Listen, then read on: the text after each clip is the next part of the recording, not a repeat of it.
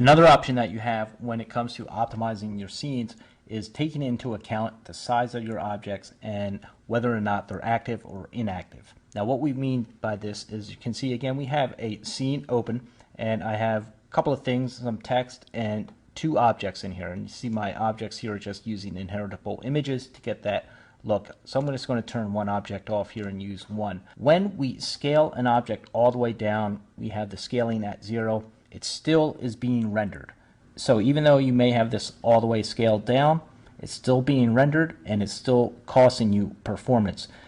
So if we scale this back up, the other option that you have is that instead of using the size 0, you can use the active and inactive switch.